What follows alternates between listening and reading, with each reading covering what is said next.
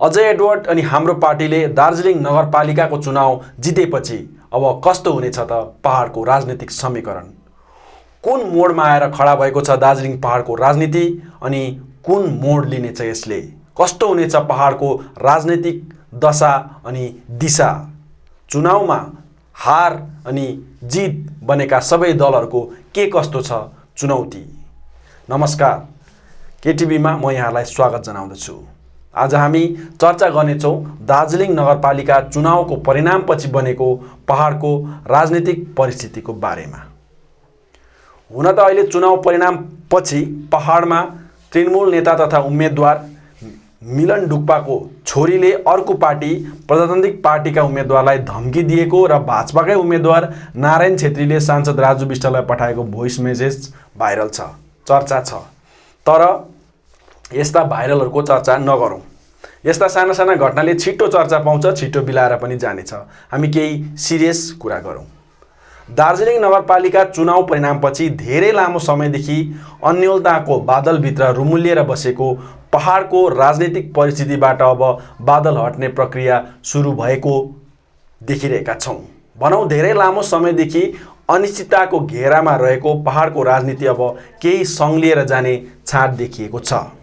जनताले पुरानो नेता, पुरानो पार्टी र पुरानै परिपाटीलाई त्यागेर नयाँ पार्टी, नयाँ नेता अनि नयाँ सोच र बाचा बन्धनहरूलाई अबको दिनमा अँगालेर लानेछ भन्ने सङ्केत दिइसकेको छ। चुनाव परिणामले स्पष्ट पारेको पहिलो कुरा, दार्जिलिङ नगरपालिकाको यो परिणामले अब को राज्य सरकारको नजिक भन्ने जुन प्रतिस्पर्धा चलिरहेको थियो त्यसलाई अन्त गराएर अब पहाडमा चुनाव हुन्छ अनि जसले यहाँको सत्ता पाउँछ, जसले यहाँको जनताको मन जित्न सक्छ, जसले चुनाव जित्छ उसलाई नै राज्यले चेप्नेछ भन्ने स्पष्ट सङ्केत हिजो नै पाइएको छ। दार्जिलिङ नगरपालिका चुनावको परिणाम घोषणा भएकै दिन राज्यका मुख्यमन्त्रीले किन जिटिए अनि यस क्षेत्रमा रहेको पञ्चायतको चुनाव गर्ने घोषणा गरे, जबकि आफ्नो नजिकमा रहेको दलहरू अनित थापा अनि प्रजातान्त्रिक मोर्चा सँगसँगै आफ्नै पार्टीसँग गठबन्धन गर्ने विमल गुरुङको दलले हारको सामना गर्नु परेको छ भने आफ्नै दलले त झन् केवल 2टा सिट मात्र जितेको छ। अब यसबाट दुईवटा कुरा स्पष्ट हुन्छ। एक त पहाडमा विमल र अनितलाई मात्र उनी पर्खिँदैनन्।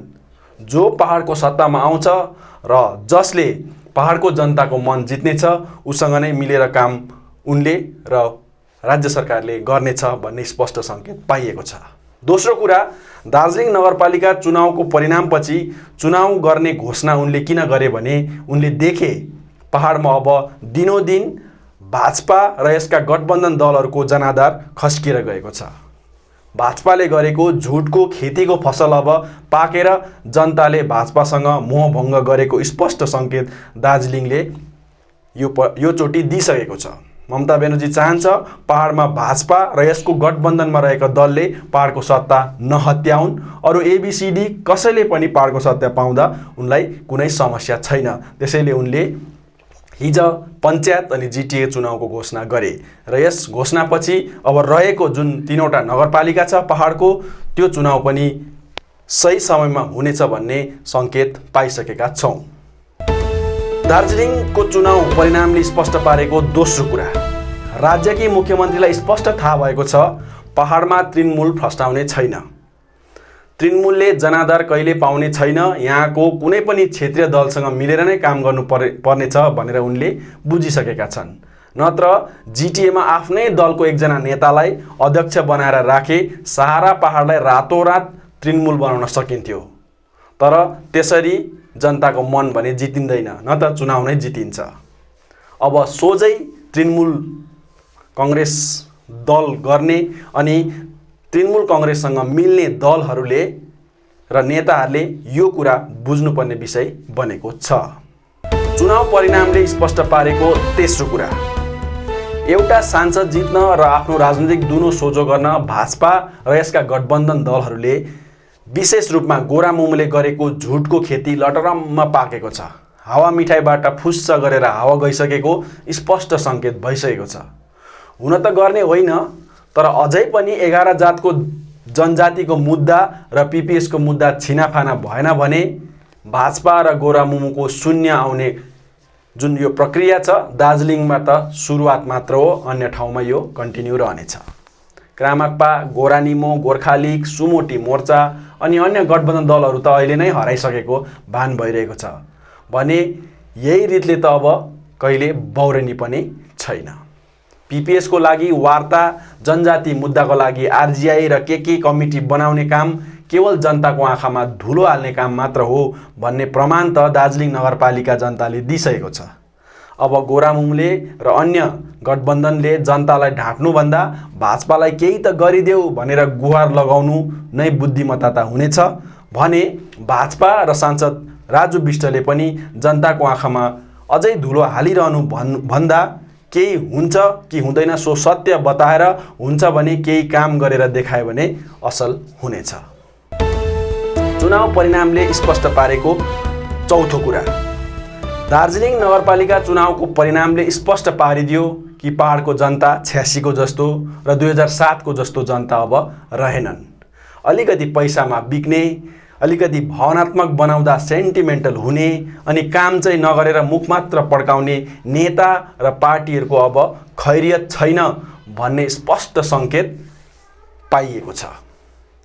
एउटाको पैसा थापेर आफूलाई मन परेन भने अर्को पार्टी र उम्मेदवारलाई भोट हाल्ने काम पनि यो पटक जनताले गरिदियो। कति नेताले मात्र ढाँट्ने र जोत्ने, अब जनताले पनि ढाँट्नुपर्छ र यो नेताहरूलाई जोत्नुपर्छ भन्ने कुरा यो पटक दार्जिलिङका जनताले देखाइदिएका छन्।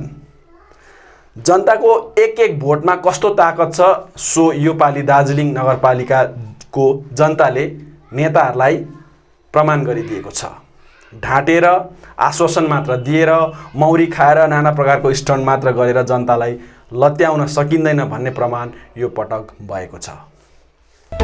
चुनाव परिणामले स्पष्ट पारेको पाँचौं कुरा, दार्जिलिङ नगरपालिका चुनावको परिणामले स्पष्ट पारिदियो कि अब पहाडमा पुरानै नेता जसले पहाडलाई पहिल्यैबाट सताएको छ, जसले पहाडको जनतालाई हुनसम्मको दुःख दिएको छ, जसले कामभन्दा बेसी मुख पड्काएको छ, उनीहरूलाई अब उखेलेर फ्याँक्नेछ। नयाँ अनुहार, युवा अनुहार र समाजमा पहिलेबाटै राम्रो काम गरेको व्यक्तिहरू राजनीतिमा हुनुपर्नेछ भन्ने एउटा सन्देश पनि यो चुनावले दिएको छ। भारतीय गोर्खा प्रजातान्त्रिक मोर्चाले 9वटा सिट जित्नुमा यो फर्मुलाको ठुलो हात छ। पार्टीको क्याडरभन्दा बेसी गाउँमा समाजमा अलिकति पहिचान भएको र सबैले मन पराउने उम्मेदवार दिएकै कारण प्रजातान्त्रिक मोर्चाले 9 सिटमा जित्न सफल भएको हुन्, नत्र वेब नै चाहिँ हाम्रो पार्टी र अजय एडवर्डको नै थियो। अब पार्टीमा पहिल्यैदेखि खटेको, म पार्टीमा सबैभन्दा पहिला आएको र म सिनियर भनेर टिकट माग्ने र बाँड्ने गरेमा चुनाव जितिँदैन भन्ने स्पष्ट भएको छ। त्यसैले अब के छ त सबैलाई चुनौती, त्यसको चर्चा गरौँ। भाजपा र गोरामुमो अनि यसका गठबन्धन दलहरूलाई के चुनौती छ सो मैले अघि नै भनिहालेँ। जनतालाई ढाँटेर 1-2 पल्ट भोट जितिन्छ तर सधैँ जितिँदैन। अब केही काम भएन भने अस्तित्व नै खतरामा पुग्नेछ यी दलहरूको पहाडमा। प्रजातान्त्रिक मोर्चाले जुन प्रकारको कसरत गरेका थिए त्यति गरेर पनि बोर्ड गठन गर्नु नसक्नु ठुलै सेटब्याक हो। भर्खर जन्मेको पार्टी र अस्ति विधानसभा चुनावमा सबै वार्डमा हारेर पनि 9वटा सिट जित्नु ठुलो उपलब्धि भनेर मानिएता पनि पार्टी पो नयाँ त, नेता त पुरानै हुन्। नोमिनेट नै भए पनि 3 साल सत्तामा बसिसकेको, कालेबुङ र खर्साङमा विगत 4 वर्षदेखि नगरपालिका चलाएको भएर पनि 6 महिना पनि नभएको पार्टीसँग हार खानु अब ठुलै चुनौती खडा भएको छ प्रजातान्त्रिक मोर्चाको निम्ति। आन्दोलन डुबाउने र जनतालाई धोका दिने नेता र पार्टी भनेर जनताको मन नै जित्न नसकेको बेला पार्टीभित्रकै अन्तर्कलहले पार्टी फस्टाउन सकेको छैन। त्यो माथि यो हारले ठुलै धक्का लागेको छ। अब कालेबुङ र खर्साङमा त झन् नगरपालिकाको सत्ता चलाएर बसेको दल हो। जनतालाई कति खुसी पारेको छ या छैन अब एसिड टेस्ट हुनेछ। हाम्रो विश्लेषण अनुसार जनता साह्रै खुसी भएको देखिएको छैन। नगरपालिकामा हुने नेताहरूले जनता त के पार्टीभित्रकै कार्यकर्ताहरूलाई पनि खुसी राख्न सकेको छैन भन्ने कुरा बारम्बार सुनिन्छ। यता कालेबुङकै कुरा गर्नु हो भने कालेबुङमा देखिने काम केही भएन। केन्द्र र राज्यको योजनाको ती कामहरू बाहेक पानीको समस्या त्यतिकै, मैलाको समस्या त्यतिकै, उल्टा यो बोर्डको म्याद सकिने बित्तिकै सहरको मैला फ्याँक्ने ठाउँमा मैला फ्याँक्नु बन्द हुने छ भन्ने कुरा सुनिँदैछ। पार्किङको समस्या त्यतिकै, बनिसकेको नोबेल्टी सिनेमा हल छेउको पार्किङ सञ्चालनमा ल्याउन नगरपालिकाले कुनै कसरत नै गरेन। त्यसैले अहिले चलिरहेको बोर्ड देखाएर चुनाव जित्नु प्राय असम्भव नै देखिँदैछ। नयाँ अनुहार लिएर गर्नु पनि पुरानोहरूलाई के गर्ने, कहाँ राख्ने ठुलो चुनौती छ अनि थापा अनि भारतीय गोर्खा प्रजातान्त्रिक मोर्चामाथि।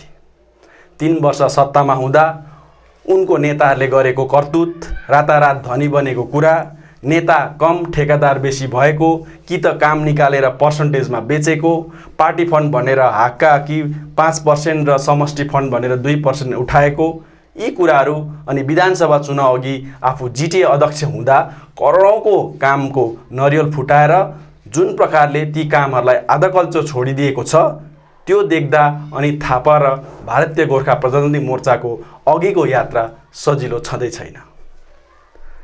बिमल गुरुङ र गोजमुमो। बिमल गुरुङ र गोजमुमो त झन् यो दार्जिलिङको नगरपालिका चुनाव करो या मरोको चुनाव थियो अनि जनताले नतिजा दिइसकेको छ।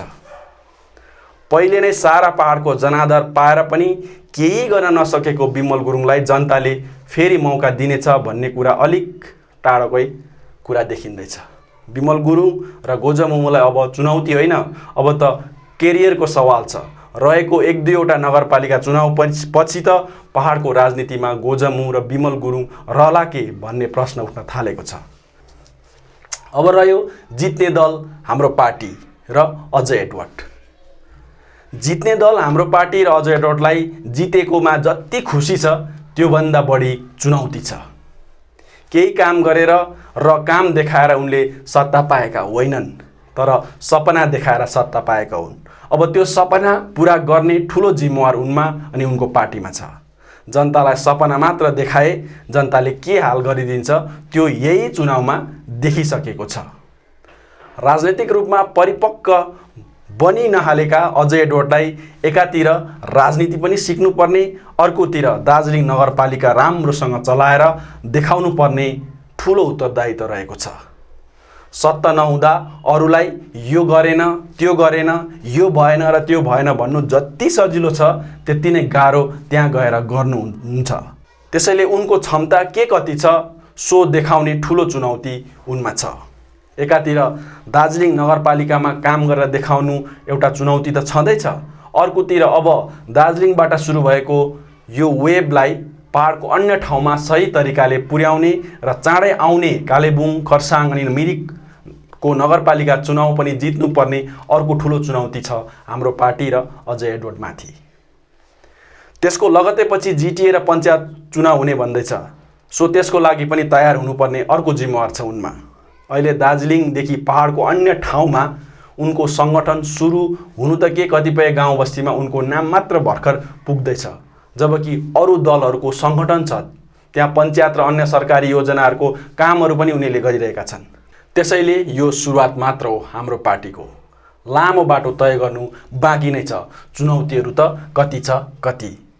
अब रह्यो अन्तमा तृणमूल काङ्ग्रेस। तृणमूल काङ्ग्रेसलाई न त चुनौती न त चुनावमा नै लड्नु पाउने। वर्षभरि सङ्गठन गर्यो, चुनाव आएपछि कि त चुनाव नै नलड्नु भनिदिन्छ कि त लडे पनि फलाना पार्टीसँग गठबन्धन गर्नु भनिदिन्छ, अनि त खल्लो भातमा ढुङ्गा भेटेको जस्तो। त्यही माथि यो पालिको चुनावपछि जुन प्रकारले क्षेत्रीय दललाई नै साथ लिएर हिँड्ने अनि आफ्नो दल पहाडमा फैलिँदैन भन्ने जुन परोक्ष सन्देश ममता ब्यानर्जीले दिए, त्यसले अब तृणमूल काङ्ग्रेस गर्नु चाहिँ राज्यको सत्तामा भएको दलमा छु भनेर मुख मिठास गर्नु मात्र हुन्छ जस्तो देखिन्छ। जे होस्, यो दार्जिलिङ नगरपालिका चुनावको नतिजाले पहाडको राजनीतिलाई एउटा नयाँ मोडमा ल्याएर खडा गरेको छ। अब हेर्नुपर्छ कुन बाटो हुँदै यो कुन मोडसम्म पुग्नेछ। धन्यवाद।